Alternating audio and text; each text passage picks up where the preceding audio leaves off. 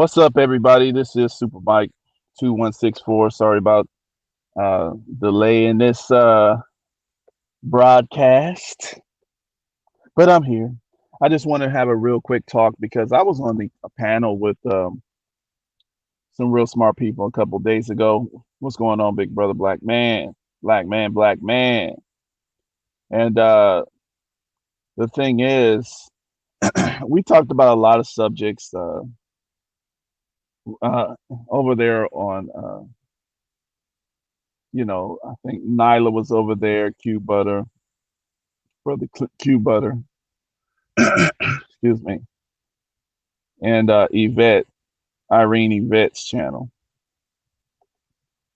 And what it is it's so interesting. Our people, it takes a lot of being studied, being careful, and understanding what's going on. A lot of us say that we're not in a revolution. Some people say we're not in a revolution. Some people say we're too weak. We can't handle revolution. And I don't even think some of us even understand what revolution is. Some of us think that revolution is just some violent process where you're shooting up and killing, and then one side wins and one side loses, and then it's done. What's going on? That's not actually the definition of revolution. You know what I'm saying? Revolution is any process where you're going to get one group of people that's going to take over the governing and the leadership role, and uh, have another community, usually the oppressed group, take over that spot. So like revolutions are when fundamental change in either. So uh, this is from some of the seven most powerful revolutions in history by Charles Stevens.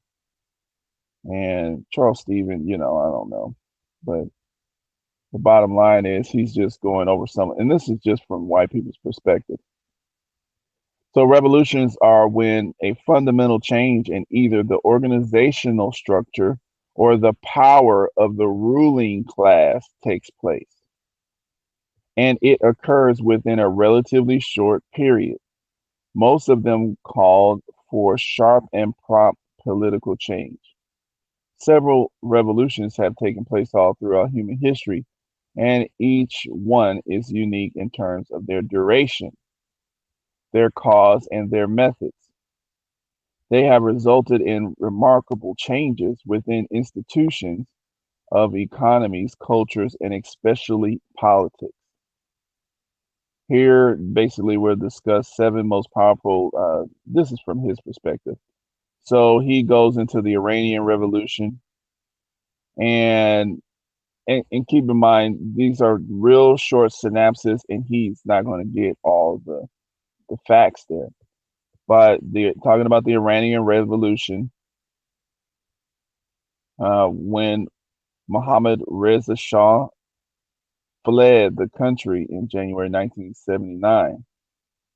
And basically, you have the leadership that you have there today. But you got to think about it. That revolution, no revolution happens without a building up to itself first.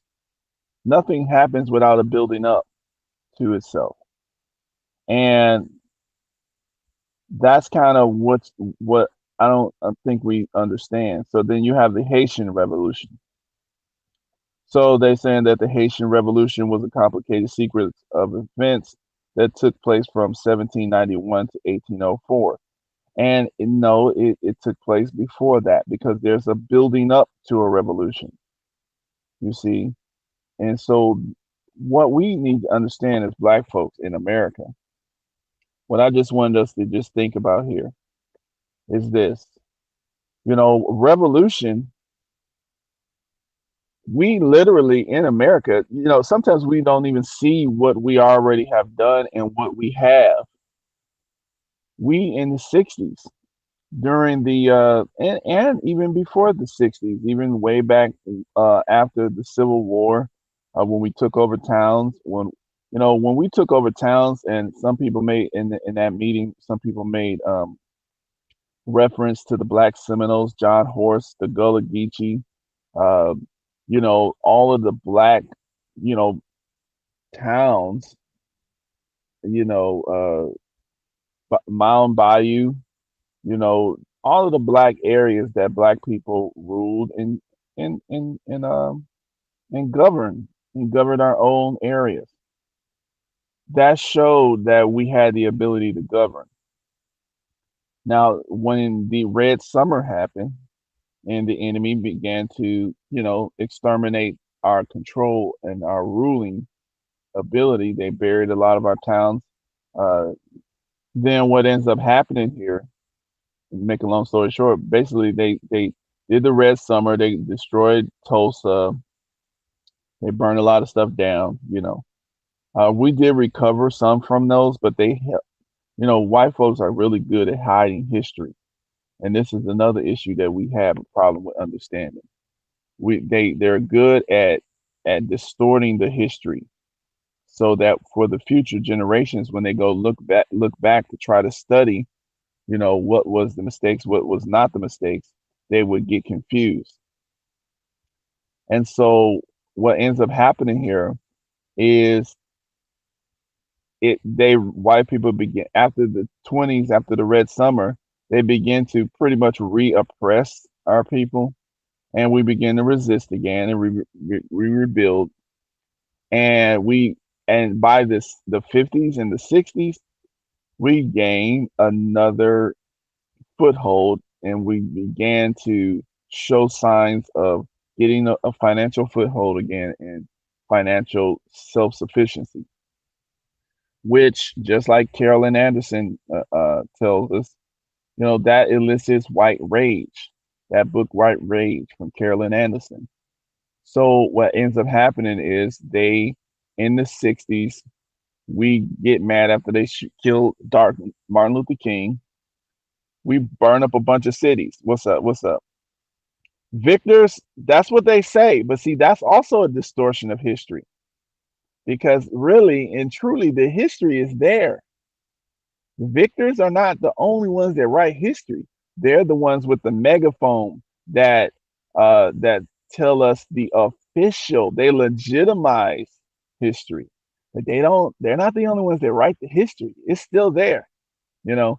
And this is why they distort history, so that the future generations, when we go back to look and see what happened, they're these guys, they're real smart now. See, you can't play around with these white supremacists because they get to study. They get to study what patterns, what procedures uh, societies require in order to get themselves foothold. This is natural human development. They get to study this stuff. We don't know this stuff. We got to learn this stuff by trial and error, and we got to learn this stuff by looking at the history. But the history is there. You see what I'm saying? Yeah, they're there. Yeah, the thing is, exactly. Yeah, they endorse, exactly. Yep, they endorse those books. They get to educate you. You see, and this is the reason why Malcolm X said only a fool would let his enemy educate his children. But see, like you said, we have this. This is the problem that we face. There's a ruling class. Every community, every group of people.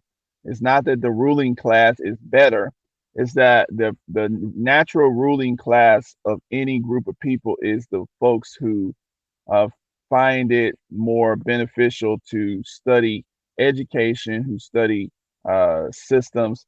That's a natural, all groups of people have these people in it. That's usually bookworms. They're just professional people in whatever endeavor they do. That's the natural ruling class. Okay. And what happens is what we're dealing with right now in America is black folks. Our ruling class is actually white folks. Our ruling class is actually white folks and white business people, because they eliminated our natural loyal business people and then they raised up the new crop of our business people to be loyal to them in their, their that's why they have these bootlicks, they have these sellout, these type of people.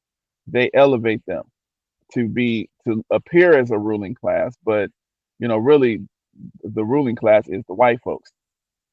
And the white people just don't have the energy to keep doing that because their whole society is becoming dysfunctional. So like in the 60s, when we did all the riots, okay, a lot of people thought that was revolution, and it was in a way, but it just proved that we had and the white folk, it proved that we had the ability to take territory physically. It proves that we had the ability to take territory physically, but we didn't have the intelligence. We didn't have the natural ruling class, the loyal ruling scholarship, the educated folks who could properly organize the soldiers, who could properly organize the power and to make it systematized. We didn't have that. And so we dominate numerically in areas still to this day, based on the work that was happened in the 60s, after the riots or what have you, we took over cities. But we don't have the culture. This is why the white supremacists are very worried, because the only thing that we literally lack right now, we literally have everything, but the only thing we lack is the mindset. And this comes from talking. This comes from organizing institutions that train your own people, that create that natural ruling class who's loyal to the development of their own community. And this is the only thing, because literally we are in areas, we dominate numerically in areas that if we just had a different mindset, we would simply take over and start running it. There's nothing anybody could do to stop us. It's 50, 60 million black folks.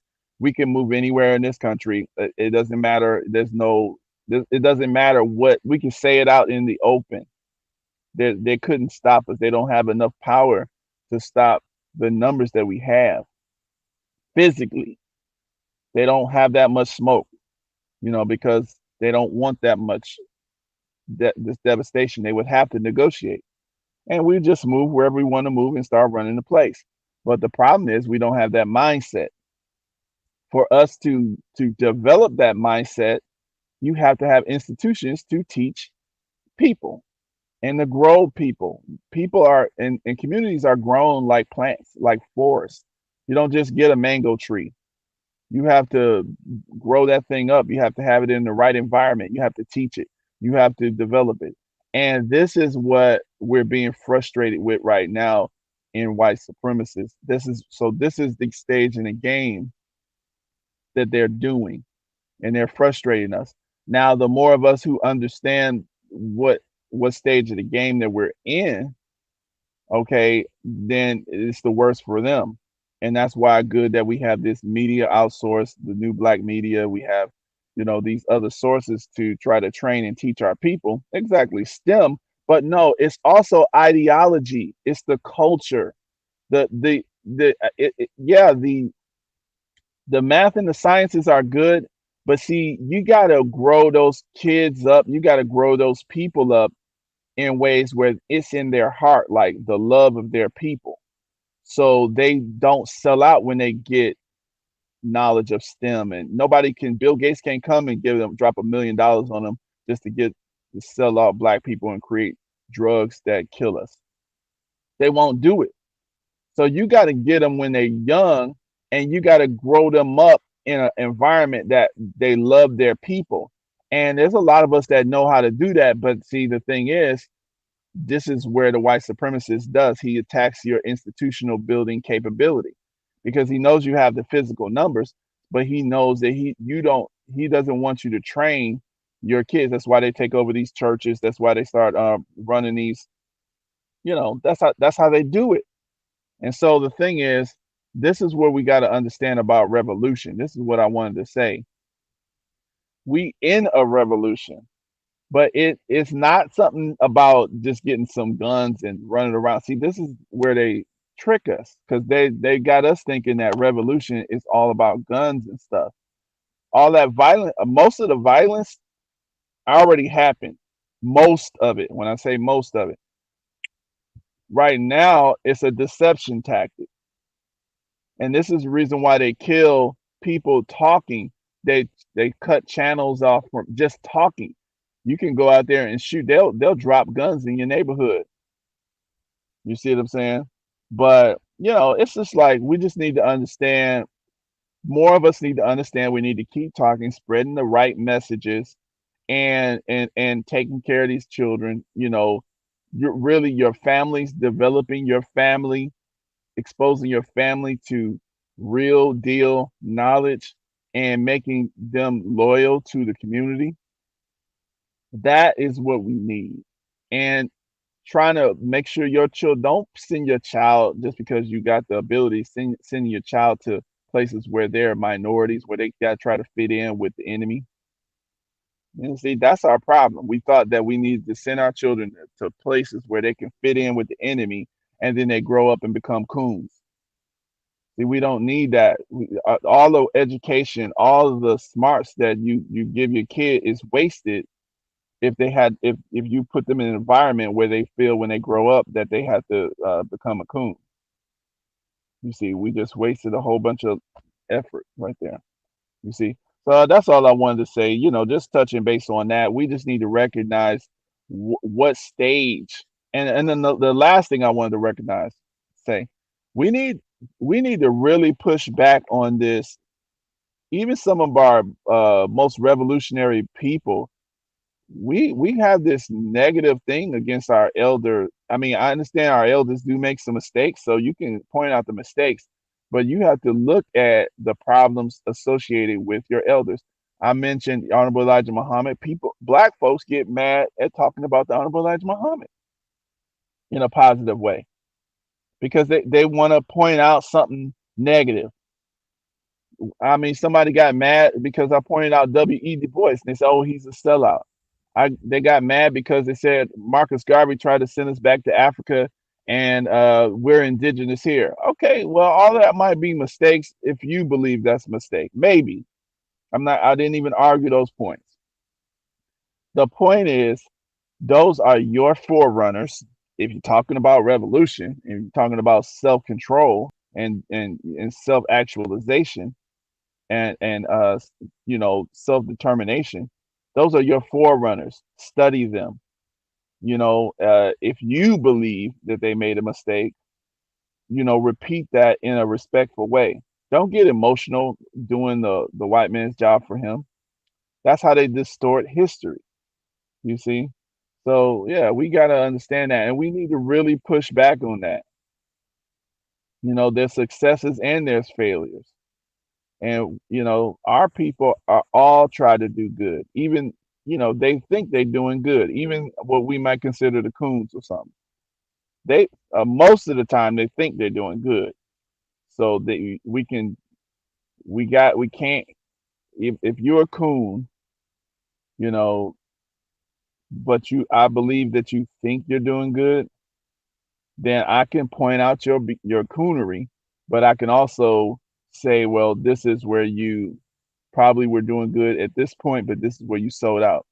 Somebody like a Al Sharpton or Jesse Jackson. So anyway, that's it. Peace, guys.